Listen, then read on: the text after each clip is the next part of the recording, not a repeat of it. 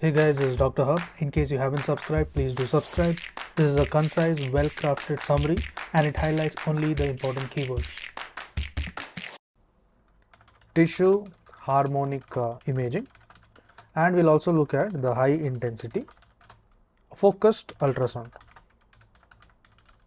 So in case of tissue harmonic imaging, you have a better perception.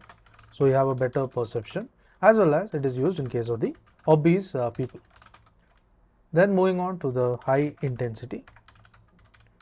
So high intensity focused ultrasound.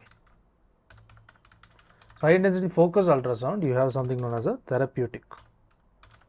So therapeutic, it is used in case of therapeutic as well as it is used in case of the uterine fibroid. Uterine fibroid. To learn and grow daily like this, please do subscribe.